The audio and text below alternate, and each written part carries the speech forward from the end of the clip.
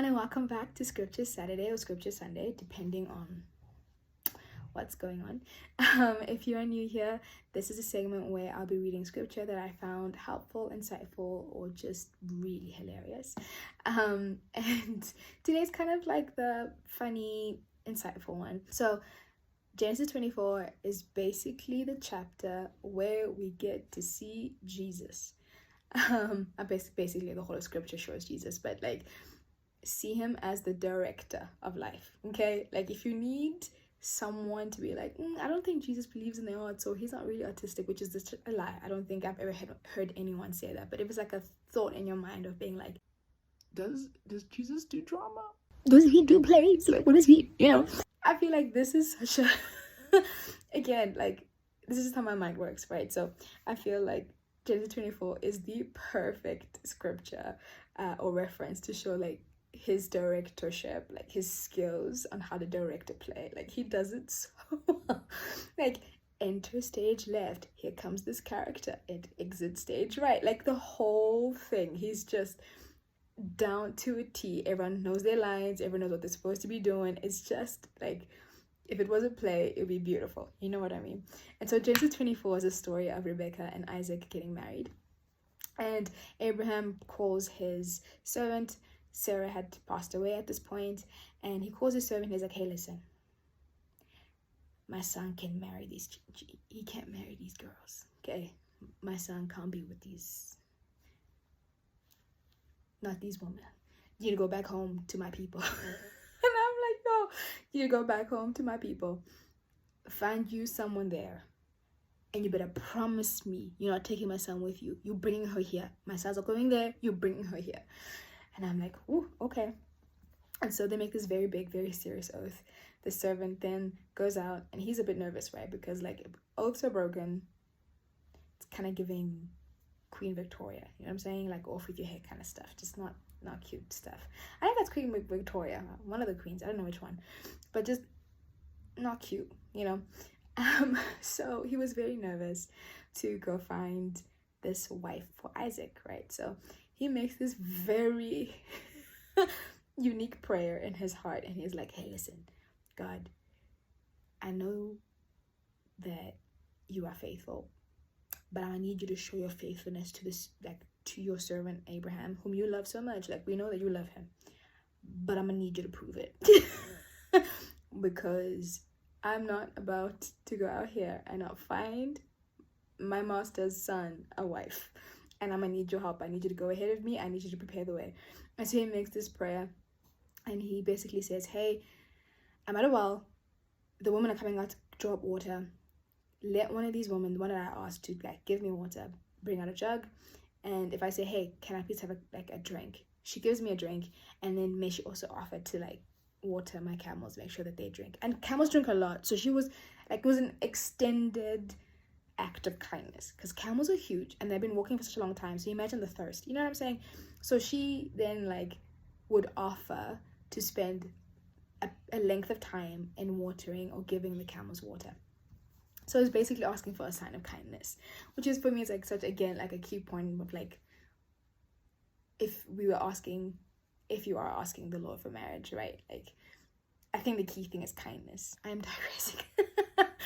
Anyway, so this happens just as he's finished this prayer. Like, this is why I say Jesus is like the best director. Just as he's finished saying this prayer, enter stage right comes Rebecca. She comes in, she's about to lower her jug into the well.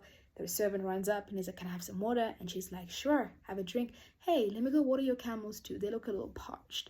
And she like does that. And then the servant looks at her like, did that just happen like in real time? Like, he didn't even finish. It says a bit later on in the scripture that he didn't even finish saying the prayer in his heart. Like, just as he's about to finish and Rebecca enters. I mean, come on, director Jesus. Long story short, because I do try to be keeping these shorter because I could talk for a while, as you can see in my other videos.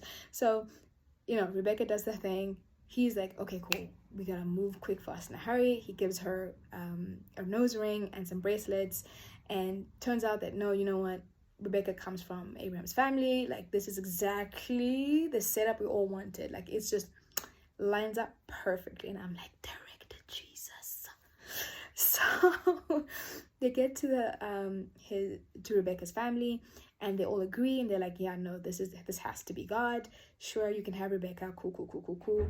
They'll eat, they marry, it's all good. So they all agreed, right? That like, okay, Rebecca is now going to be Isaac's wife.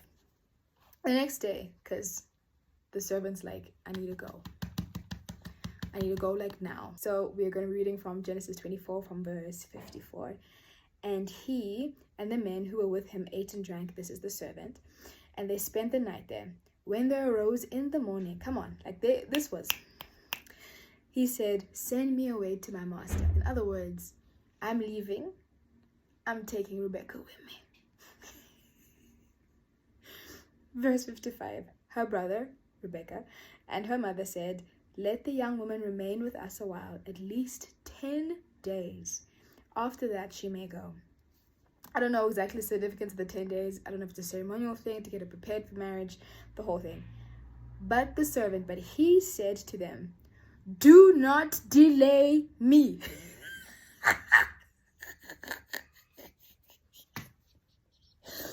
Bro was like, hey, lad, do not delay me. Since the Lord has prospered my way, send me away that I might go to my master. He's like, I am ready to wrap this up. Hurry this up. And they're like, no, I need 10 days. He's like, wrap it up. It's time to go. And then verse 57, it says, they said, let us call the young woman and ask her. So now they're trying to do this whole thing of being like, I mean, it's given Shakespeare, you know what I mean? Like the Capulets are like, oh, Juliet can't go right now. She has to stay here a little bit. Romeo, he's cool, he's rich, he's fine, like fine. And he comes from a good family, and his family loves the Lord, clearly. So, but like, let us do it our way. Let us finesse this a little bit. And so they were like, oh, sharp, okay, cool. You think Rebecca's gonna be going with you? Like, the man that she's never met in her life. She's now gonna up and leave her family and now not listen to her family. Okay, cool. Bring her out. Let's see what she says. And she said, come on, Rebecca. She said, I will go. Hey. I'm gonna end it there. You can read the whole of 24. It's pretty cool. But I just found that really funny and insightful. You know, sometimes in life you have promises that we're like, done deal. Like everyone's on board, everyone's great, everyone's together with it. The things are aligning, God's bringing this and this together, and it's just like, come on, director Jesus. Like it feels like that. But then there's like a delay that no one can explain why they're delaying it, or there's like a little space in between you being here and where you need to be. And I love the servant's attitude of being like, do not delay me. The Lord has made a way for me to prosper, you know? And it was just like, that's a tool that we can use in prayer. You know, like this is just such a practical thing of being like, okay, this is now my declaration is I will not be delayed. The Lord has already agreed. He has already set the plan. He has already made the provisions. And just because it has been agreed to almost in the spiritual sense and has not been manifest in the earth does not mean it's not happening. And so it's basically saying, hey, that process of you going from spiritual understanding and agreement to what's happening on earth, do not delay it.